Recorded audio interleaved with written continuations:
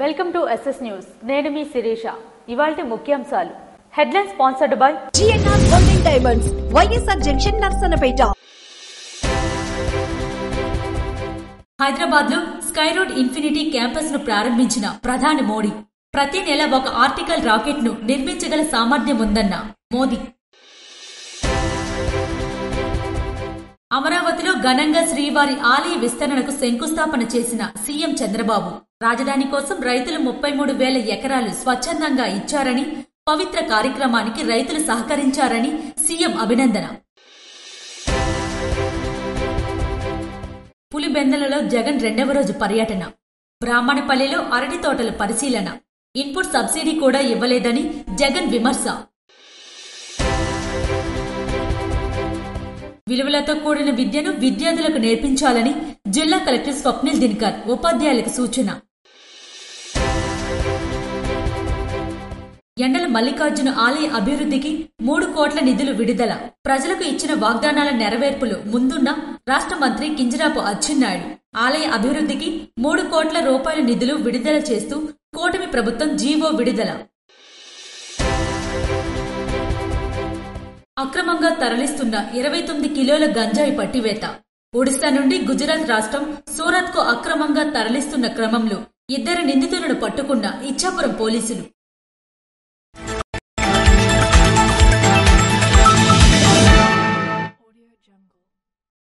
దేశానికి రాజ్యాంగమే మూల స్తంభమని రాష్ట్రపతి ద్రౌపది ముర్ము పేర్కొన్నారు.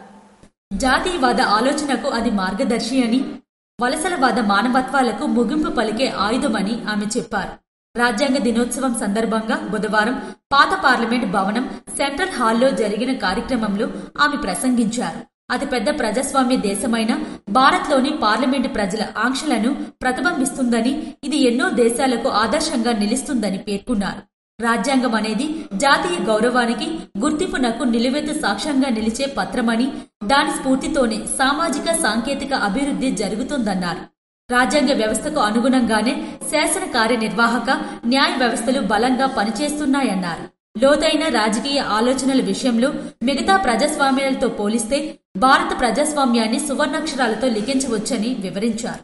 9 భాషల్లో రూపొందించిన రాజ్యాంగం డిజిటల్ పత్రులను ఆమె విడుదల చేశారు. తెలుగు, మలయాళం, మరాఠీ, నేపాలీ, పంజాబీ, బోడో, కాశ్మీరీ, ఒడియా, అస్సామీ భాషల్లో దానిని రూపొందించారు. ఉపరాష్ట్రపతి సిపి రాధాకృష్ణన్ మాట్లాడుతూ వికసిత్ భారత్ లక్ష్యాన్ని సాధించేందుకు ప్రతి ఒక్కరూ కృషి చేయాలని పిలుపునిచ్చారు. ప్రజల భాగస్వామ్యం లేకుండా ఏ దేశాన్ని గొప్పగా మార్చలేమని, రాజ్యాంగంలోని ప్రతి పూటలో భారతీయుల ఆత్మ కనిపిస్తుందని చెప్పారు. రాజ్యాంగ నిత్య నూతన పత్రమని, అది ప్రతి పౌరుడి బాధ్యతను చూసుకుంటుందని స్పీకర్ ఓం బిర్లా పేర్కొన్నారు. ప్రతి పౌరుడు రాజ్యాంగ విధులను సంపూర్ణంగా నిర్వర్తించాలని, అవి బలమైన ప్రజాస్వామ్యానికి పునాదులని పేర్కొంటూ ప్రజలకు ప్రధాని నరేంద్ర మోడీ లేఖ రాశారు. తాను వెనుకబడి వర్గం నుంచి వచ్చి 24 ఏళ్లగా ప్రభుత్వాలకు అధినేతగా ఉన్నారంటే అది రాజ్యాంగం ఇచ్చిన శక్తేనని పేర్కొన్నారు. శంషాబాద్ లో స్కై రోడ్ ఇన్ఫినిటీ క్యాంపస్ ను ప్రధానమంత్రి నరేంద్ర మోడీ వర్చువల్ గా ప్రారంభించారు.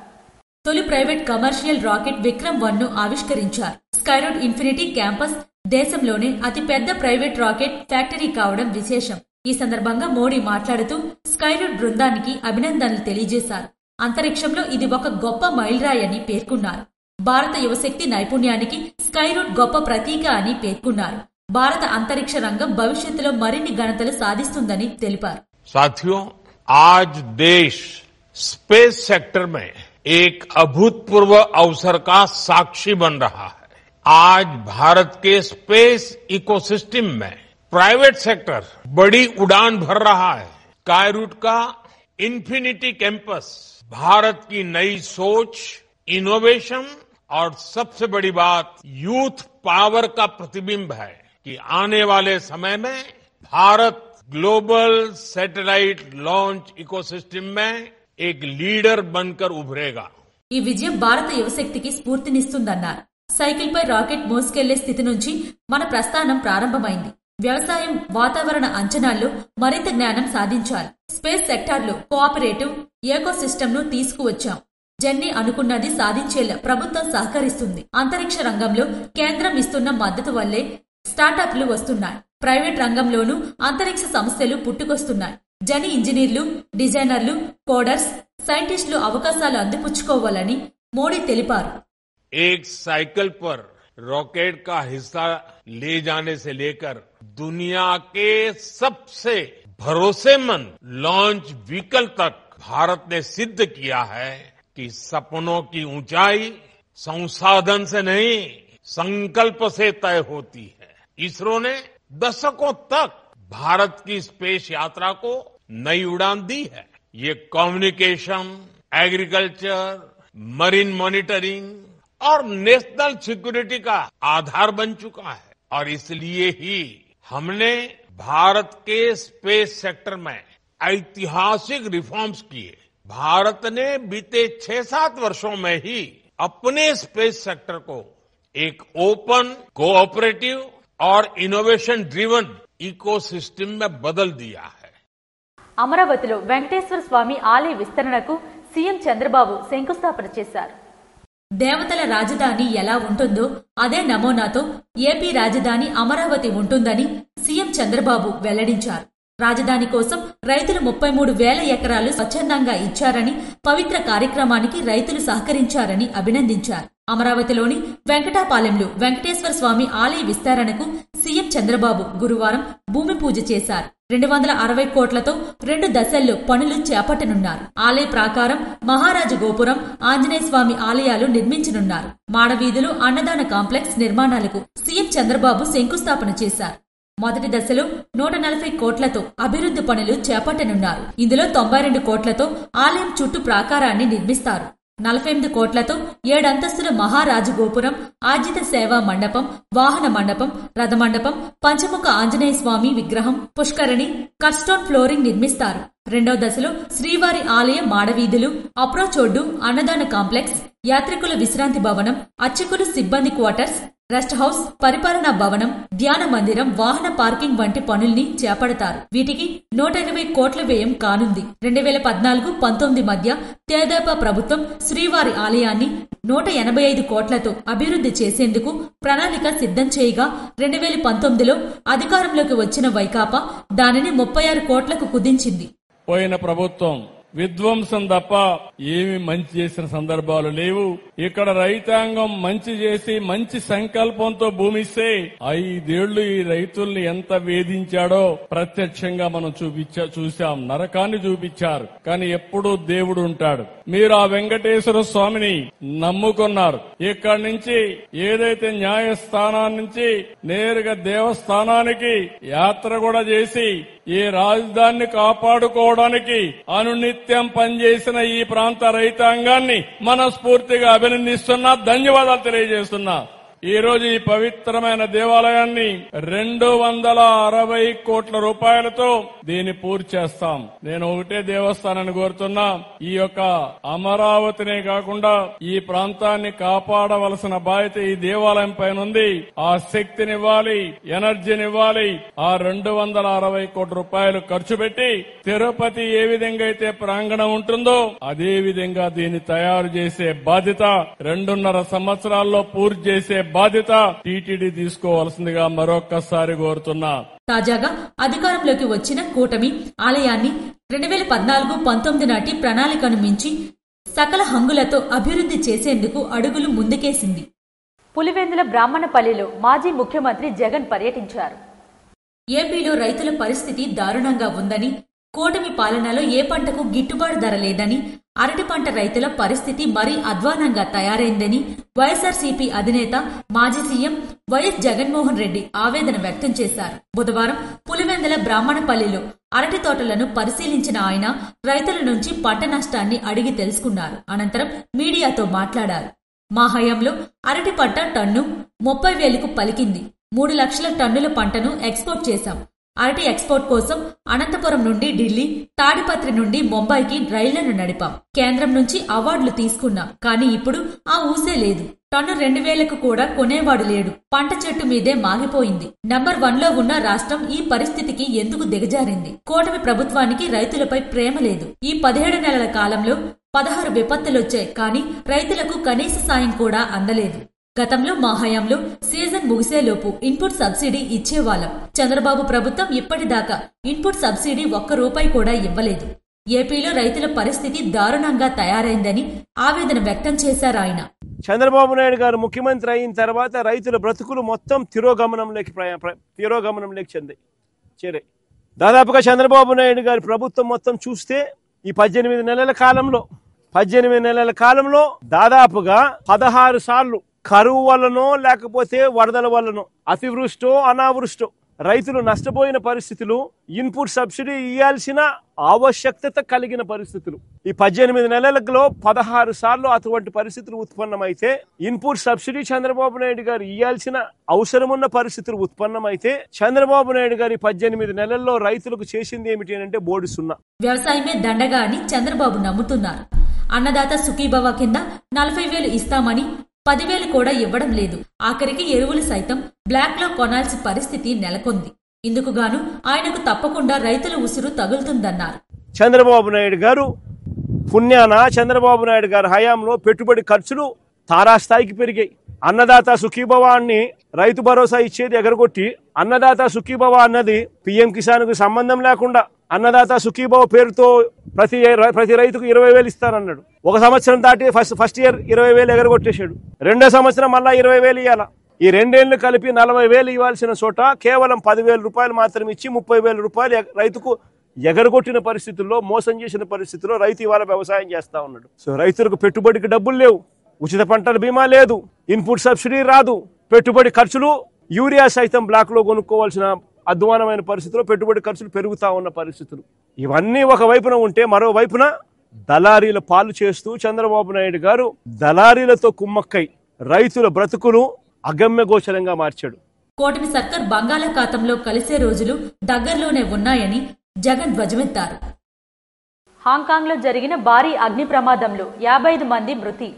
హాంకాంగ్ లో జరిగిన భారీ అగ్ని ప్రమాదం ఘటనలో 55 మంది ప్రాణాలు కోల్పోగా 279 మంది ఆచూకీ తెలియడం లేదని ముఖ్య పరిపాలనా అధికారి జాన్ లీ వెల్లడించారు. 29 మందిని ఆసుపత్రిలో చేర్పించినట్లు తెలిపారు. 32 అంతస్తులు ఉన్న 8 భవంతులు మంటల్లో కాలిపోతున్న వీడియోలు సామాజిక మాధ్యమాల్లో వైరల్ గా మారాయి. దాదాపు 900 మందిని అక్కడి నుంచి సురక్షిత ప్రాంతానికి తరలించినట్లు పేర్కొన్నారు. భవన సముదాయంలో 2,000 ఇళ్లు ఉండగా 4,800 మంది నివసిస్తున్నారని తెలిసింది. కాగవాడ గ్రామంలో 43 లక్షల అంచనా వ్యయంతో నిర్మించిన సచివాలయాన్ని ఎమ్మెల్యే ఎంజీఆర్ ప్రారంభించారు.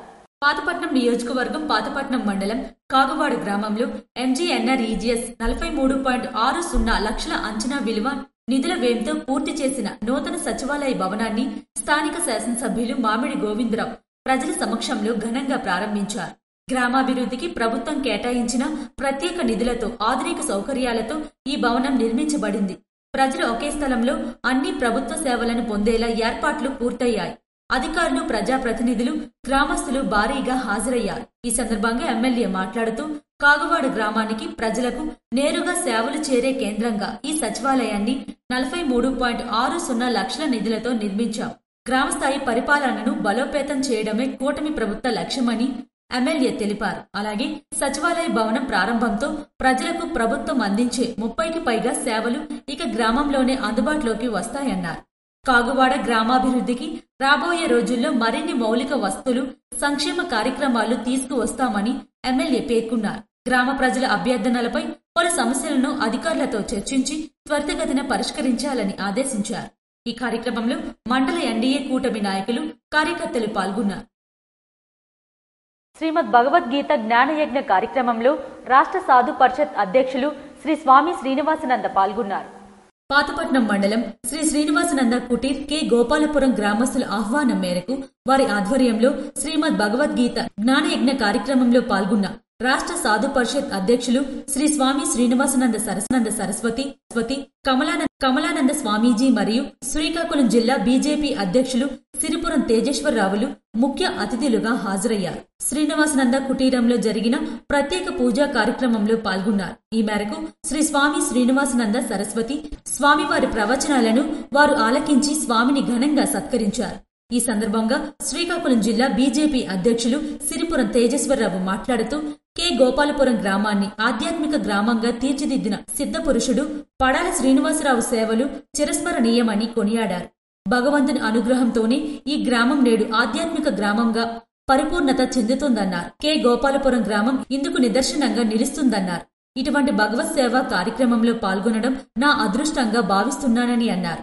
18 రోజుల పాటు ఈ గీతాయజ్ఞ మహోత్సవ కార్యక్రమం నిర్వహించడం వెనుక స్వామివారి ఆదేశం ఉందని ఆయన పేర్కొన్నారు.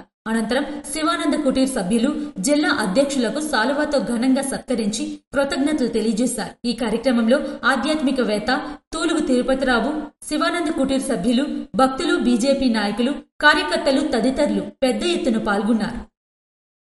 టెక్కిలి మండలంలో జరిగిన దాడి కేసులో 5 నిందితులను అరెస్టు చేసినట్లు ఇన్స్పెక్టర్ ఏ విజయ్ కుమార్ తెలిపారు. శ్రీకాకుళం జిల్లా టెక్కిలి నియోజకవర్గంలో గోపీనాథపురం సమీపంలో ఈ నెల 23వ తేదీ రాత్రి సమయంలో కొమనాపల్లి పద్మనాభం మృతి చెందిన కేసుకు సంబంధించి 5 అరెస్టు చేసినట్లు టెక్కిలి సీఐ ఏ విజయ్ కుమార్ తెలిపారు. ఈ కేసుకు సంబంధించి బుధవారం మీడియా సమావేశంలో వివరాలు వెల్లడించారు. పద్మనాభంను గోపీనాథపురం సమీపంలో కొంతమంది వ్యక్తులు దాడి చేసి చంపేశారని అతని తల్లి 24వ తేదీన ఇచ్చిన ఫిర్యాదు మేరకు పోలీసులు కేసు నమోదు చేసి దర్యాప్తు ప్రారంభించారు. గోపీనాథపురం గ్రామానికి చెందిన చిత్తారు చంద్రశేఖర్, దవల నరసింహులు, దవల రాంబాబు, దొప్పట్ల మల్లేశ్వరరావు, దవల రామరాజుతో పాటు మరికొంతమంది వ్యక్తులు ముందస్తు ప్రణాళికతో పద్మనాభంను ఇనుపరాడ్లతో, కర్రలతో దాడి చేసి తీవ్రంగా గాయపరిచారు. బాధితుడు చికిత్స నిమిత్తం పొందూరు రిమ్స్ లో మృతి చెందాడు. పద్మనాభంకు మతిస్థిమితం సరిగా లేకపోవడంతో ఎవరిపై పడితే వారిపై దాడి చేసి గాయపరిచేవాడు. ఇతడితో ఎప్పటికైనా ప్రమాదం ఉందని భావించి నిందితులు ఈ దాడికి పాల్పడినట్లు పోలీసులకు తెలిపారు.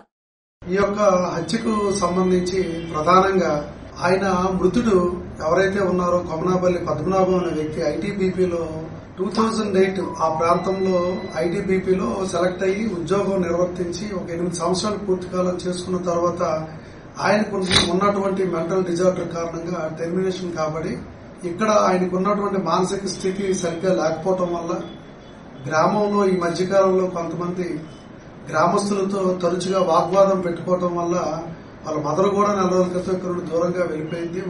ఆయన తనకు అన్నదమ్ముడు మాత్రమే ఇక్కడ ఉండేవాళ్ళు. 5 కలిపి ముందుగా రచించినటువంటి ప్రణాళిక ప్రకారం 23వ తారీఖు సాయంత్రం 7 గంటల సమయంలో మానసిక స్థితి సరిగ్గా లేనటువంటి మృతుడు కొమనాపల్లి పద్మనాభంని వీళ్ళ 5 రాడ్లు కర్రలు పట్టుకొని వెళ్లి విచక్షణారహితంగా కొట్టడం వల్ల ఆయన స్పృహ తప్పి పడిపోయాడు. తర్వాత అంబులెన్స్ లో టెక్కలి గవర్నమెంట్ ఆసుపత్రికి తరలించారు. బెటర్ ట్రీట్మెంట్ నిమిత్తం అక్కడ నుండి రిమ్స్ హాస్పిటల్ శ్రీకాకుళంకి తరలించే క్రమంలో రాత్రి చనిపోయినట్టు నిర్ధారించారు. ఆ నిర్ధారించినటువంటి ఇంటిమేషన్ మీద ఆయన యొక్క మదరు, మృతుని యొక్క మదరు కొమనాపల్లి కృష్ణవేణి గారు ఇచ్చినటువంటి రిపోర్ట్ ఆధారంగా కేసును నమోదు చేసి దర్యాప్తులో భాగంగా ఎవరైతే ఈ యొక్క ముద్దాయిలు ఉన్నారో ప్రాపర్ గా ఎస్టాబ్లిష్ చేసి ఈ దినం అదుపులోకి తీసుకుని జ్యుడిషియల్ రిమాండ్ కి తరలిస్తున్నాం. నర్సనపేట మండలంలో నిర్వహించిన రైతన్న మీకోసం వారోత్సవాల్లో ఎమ్మెల్యే బగ్గు రమణమూర్తి పాల్గొన్నారు. ప్రపంచానికి ఆహారాన్ని అందించే రైతును రాజును చేయడమే కూటమి ప్రభుత్వ లక్ష్యమని ఎమ్మెల్యే బగ్గు రమణమూర్తి పేర్కొన్నారు. బుధవారం నర్సనపేట మండలం మాకివలస గ్రామంలో నిర్వహించిన రైతన్న మీకోసం కార్యక్రమంలో ఆయన ముఖ్య అతిథిగా హాజరయ్యారు. ఈ సందర్భంగా ఆయన మాట్లాడుతూ రైతులు ఆధునిక వ్యవసాయం మెలకువలు నేర్చుకోవాలని, వ్యవసాయ పద్ధతులు రైతుల ముందుకు వెళ్లాలని కోరారు. వ్యవసాయంలో సాంకేతిక పరిజ్ఞానం ఉపయోగించాలని, ప్రభుత్వ ప్రోత్సాహకాలు ఉపయోగించుకోవాలని కోరారు. అనంతరం రైతులతో నేరుగా మాట్లాడారు. ఈ కార్యక్రమంలో Pondara Kurakula chairman Damodara Narasimhulu, Vamsadhara distributary committee chairman Simha Chandrasekhar, మండల పార్టీ అధ్యక్షులు అడప చంద్రశేఖర్, మిర్యాపల్లి వెంకటప్పలనాయుడు, కత్తెర వెంకటరమణ, పోలకి పిఎస్సిఎస్ చైర్మన్ బైరి భాస్కర్ రావు, సర్పంచులు యాళ్ల వేణుగోపాలరావు, ఆర్బి రామన్న, సచివాలయ సిబ్బంది, కూటమి నాయకులు, కార్యకర్తలు, రైతులు పెద్ద సంఖ్యలో పాల్గొన్నారు. రాజీవ్ గాంధీ విశ్వవిద్యాలయం నందు భారత రాజ్యాంగ దినోత్సవం ఘనంగా నిర్వహించారు. రాజ్యాంగ స్ఫూర్తితోనే నేడు ప్రజల్లో సామాజిక చైతన్యం గణనీయంగా పెరిగిందని, ఒకప్పుడు దేశంలో ఉన్న పేదరికం, వివక్ష వంటి సమస్యలను రాజ్యాంగం అందించే మార్గదర్శకత్వంతోనే అధిగమించే దిశగా మార్పులు వచ్చాయని IIIT Srikakulam director professor Balaji అన్నారు. రాజీవ్ గాంధీ వైజ్ఞానిక సాంకేతిక విశ్వవిద్యాలయం శ్రీకాకుళం ప్రాంగణంలో జాతీయ సేవా పథకం ఆధ్వర్యంలో బుధవారం భారత రాజ్యాంగ దినోత్సవాన్ని ఘనంగా నిర్వహించారు.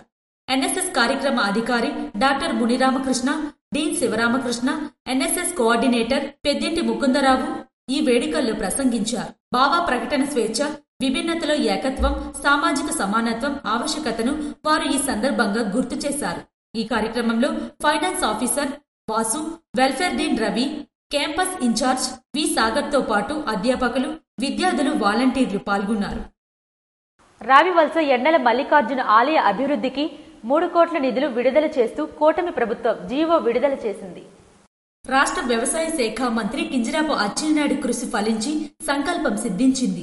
ప్రజలకు ఇచ్చిన వాగ్దానాల నెరవేర్పులో ఆయన ముందున్నారు. ఈ క్రమంలోనే ఎండల మల్లికార్జునుడి ఆలయానికి మరిన్ని వసతులు కల్పించే విధంగా 2024 ఎన్నికల సమయంలో ఇచ్చిన మాటను అనుసరించి వాటిని నిలబెట్టుకునే క్రమంలో ప్రభుత్వాధిపతి ముఖ్యమంత్రి నారా చంద్రబాబు నాయుడుని ఒప్పించి నిధులు తెప్పించారు.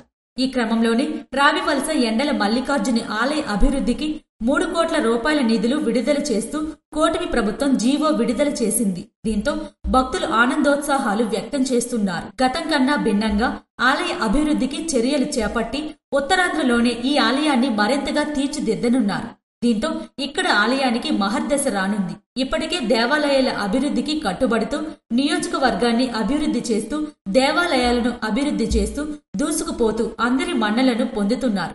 ఈ నేపథ్యంలో మంత్రి అచ్చెన్నాయుడు చొరవ కారణంగా పురాతన శివాలయంగా ప్రసిద్ధి చెందిన ఎండల మల్లికార్జునుడి ఆలయం మరింత ప్రాధాన్యం దక్కించుకుని అభివృద్ధి చెంది పర్యాటక ప్రాంతంగా శోభిల్లనుంది. టెంపుల్ టూరిజంను ప్రోత్సహించేందుకు ఇప్పటికే రాష్ట్ర ప్రభుత్వం అనేక చర్యలు తీసుకుంటోంది. ఇందులో భాగంగానే పలు ఆలయాల అభివృద్ధితో పాటు సంబంధిత పుణ్యక్షేత్రాలు జరిగే ముఖ్య వైదిక కార్యక్రమాల నిర్వహణకు ఎక్కువ ప్రాధాన్యం ఇస్తుంది. ఇప్పటికే రాష్ట్ర నలుమూలల ఉన్న భక్తులతో కార్తీక మాసం వస్తే చాలు ఈ ప్రాంతం కిటకిటలాడుతుంది. టెక్కలకే మకుటాయమానంగా ఉన్న ఈ ఆలయం అభివృద్ధిని గత పాలకులు పెద్దగా పట్టించుకున్న వైనం అయితే లేదు. అంతేకాదు ఏ రోజు ముఖ్య పండగల నిర్వహణకు ప్రాధాన్యం ఇవ్వలేదు. తూతూ మంత్రంగానే ప్రధాన దేవాలయాలలో ముఖ్యమైన పండగల నిర్వహణ అనేది ఉండేది కాదన్న ఆరోపణలు ఉన్నాయి. కూటమి ప్రభుత్వం వచ్చాక అర్చకుల సంక్షేమానికి ప్రాధాన్యమిస్తూ ఆలయ అభివృద్ధి నిర్వహణ అన్నవి ప్రధాన అజెండాగా తీసుకుని మంత్రి అచ్చెన్నాయుడుతో పాటే మంత్రివర్గం అంతా తమ తమ పరిధిలో విస్తృత రీతిలో పనిచేస్తున్నారు. ఈ నేపథ్యంలోనే శతాబ్దాల చరిత్ర ఉన్న ఎండల మల్లికార్జున ఆలయానికి తరలివచ్చే భక్తులకు అన్ని విధాల సౌకర్యాలు కల్పించేందుకు మంత్రి అచ్చెన్న ఎప్పటినుంచో దృఢ నిశ్చయంతో ఉన్నారు. త్వరలోనే టెండర్లు పిలిచి ఖరారు చేసి పనులకు శ్రీకారం దిద్దనున్నారు. ఈ నేపథ్యంలో రాష్ట్ర ప్రభుత్వం తీసుకుంటున్న చొరవ, మంత్రి అచ్చెన్న సంకల్పం 2 సత్ఫలితాలు ఇవ్వనున్నాయి. జేర్పురంలో జాతీయ రహదారి ఫ్లైఓవర్ బ్రిడ్జ్ నిర్మాణానికి ఎమ్మెల్యే ఎన్ఈఆర్ భూమి పూజ చేశారు. రణస్థలం మండలం జేర్పురంలో జాతీయ రహదారికి ఫ్లైఓవర్ బ్రిడ్జ్ నిర్మాణానికి శంకుస్థాపన చేసిన హెచ్చర్ల శాసనసభ్యులు నడికుదుటి ఈశ్వరరావు. ఈ కార్యక్రమంలో వారితో పాటు సర్పంచ్ పిన్నిటి వెంకట బానోజీ నాయుడు, ముక్కు ఆదినారాయణ, రౌత్ శ్రీనివాసరావు, పిసిని హరిబాబు, దన్నాన మహేష్, నారాయణ శెట్టి శ్రీనివాసరావు తదితరులు పాల్గొన్నారు. జలుమూరు మండలంలో నిర్వహించిన రైతన్న మీకోసం వారోత్సవాల్లో ఎమ్మెల్యే బొగ్గు రవణమూర్తి పాల్గొన్నారు. జలుమూరు మండలం కోర్మనాథపురం గ్రామంలో రైతన్న మీకోసం కార్యక్రమానికి ఎమ్మెల్యే బొగ్గు రవణమూర్తి ముఖ్య అతిథిగా హాజరై రైతుల సమస్యలను అడిగి తెలుసుకున్నారు. ఈ సందర్భంగా ఎమ్మెల్యే మాట్లాడుతూ వ్యవసాయం రాష్ట్ర బలం, అన్నదాతలకు అండగా మన మంచి ప్రభుత్వమేనని, నీటి భద్రత నుండి అగ్రిటెక్ వరకు 20,000 రూపాయలు వార్షిక సాయం వరకు రైతు అభ్యున్నతే కూటమి లక్ష్యమని రైతులతో ప్రత్యక్షంగా మాట్లాడారు. ఈ సందర్భంగా ఆయన అన్నదాతలకు హృదయపూర్వక నమస్కారాలు తెలుపుతూ వ్యవసాయం రాష్ట్ర ఆర్థిక వ్యవస్థకు మూలస్తంభమని, తమ ప్రభుత్వం రైతు రాజ్య స్థాపన కోసం కట్టుబడి ఉందని స్పష్టం చేశారు. రాష్ట్ర బలం, రైతుల సంక్షేమం కోసం చేపట్టిన కీలక చర్యలను వివరించారు.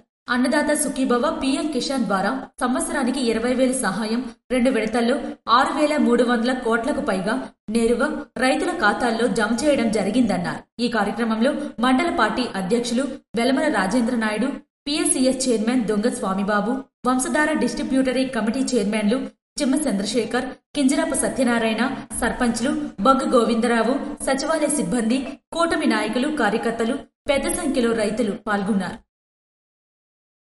విలువతో కూడిన విద్యను విద్యార్థులకు నేర్పించాలని జిల్లా కలెక్టర్ స్వప్నిల్ దినకర్ ఉపాధ్యాయులకు తెలిపారు. రాజ్యాంగ దినోత్సవం సందర్భంగా విద్యార్థులు, ఉపాధ్యాయులు, విద్యార్థుల తల్లిదండ్రులతో జిల్లా కలెక్టర్ స్వప్నిల్ దినకర్ సమావేశ మందిరంలో సమావేశమయ్యారు. ఆమ్దల్వలస జెడ్పీహెచ్ఎస్ స్కూల్, కొర్లకోట నుంచి కిల్లి సంధ్య, కాగితాపల్లి నుంచి సురవరపు ఝాన్సీ, కొత్త స్నానం నుంచి కె స్నేహ, శ్రీముగులింగం నుంచి ఆర్ భాగ్యశ్రీ, రొంపవలస నుంచి ఆర్ అభినయ్, ఎల్లంపేట నుంచి ఎన్ వర్ష, 10వ తరగతి చదువుతున్న వారు మరియు M Harika, Paidibhimavaram R Vennela, APMS Sompeta Tamadahani, Guradabhadra 9వ తరగతి విద్యార్థులు V Dilleswari, MJPAC school Itinagaram B Anusha, Gara ZP high school N Jahnavi, కరుడు కొత్త బొమ్మాలి ఎన్ జ్ఞానేశ్వరి, జడ్పీ హైస్కూల్ ఆకాశ లక్కవరం నుంచి వచ్చిన విద్యార్థులు మరియు వారి తల్లిదండ్రులతో జరిగిన సమావేశంలో జిల్లా కలెక్టర్ స్వప్నిల్ దినకర్ మాట్లాడుతూ సామాజిక, ఆర్థిక, రాజకీయ న్యాయం అందరికీ అందడమే లక్ష్యంగా ఏర్పాటు చేయబడినదే రాజ్యాంగ దినోత్సవమని తెలిపారు. రాజ్యాంగ ముసాయిదా ప్రతుల తొలి సంతకాల రోజైన నవంబర్ 26వ తేదీన జాతీయ న్యాయ దినోత్సవంగా జరుపుకుంటారని తెలిపారు.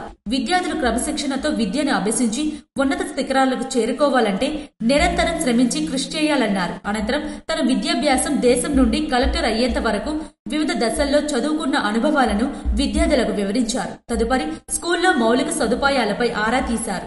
అందులో గరుడభద్ర జడ్పీ హైస్కూల్ కు కావలసిన మౌలిక సదుపాయాలను కల్పించాలని అధికారులను ఆదేశించారు. అనంతరం ప్రతిభ కనబరిచిన విద్యార్థులకు రాజ్యాంగ దినోత్సవం సందర్భంగా మెమంటో మరియు ప్రశంసా పత్రాలను అందించారు. ఈ సమావేశంలో విద్యార్థులు, ఉపాధ్యాయులు, విద్యార్థుల తల్లిదండ్రులు పాల్గొన్నారు.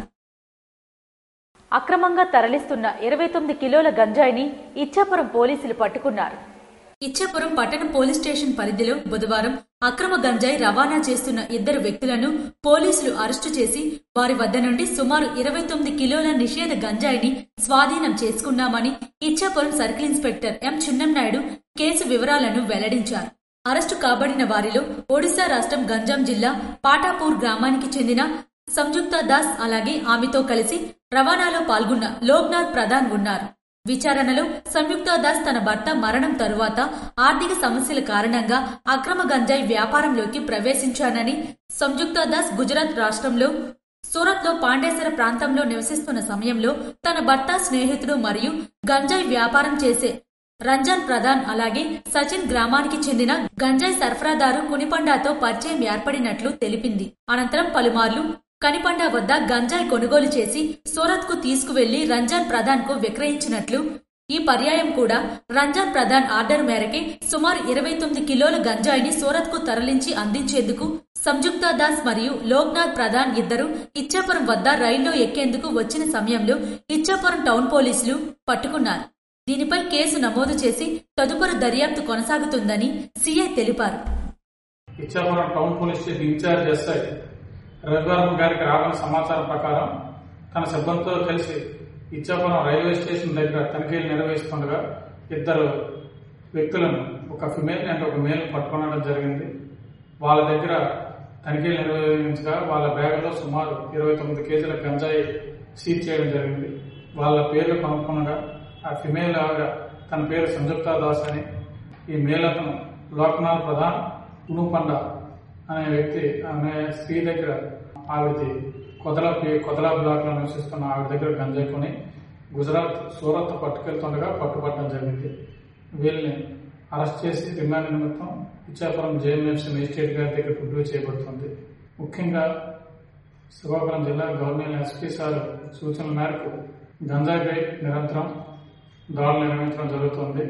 గంజాయి సేవించిన, గంజాయి ట్రాన్స్పోర్ట్ లో ఉన్న, గంజాయితో ఎటువంటి సంబంధాలు కలిగి ఉన్న వాళ్ళపై కఠినమైన చర్యలు తీసుకునబడతాయి.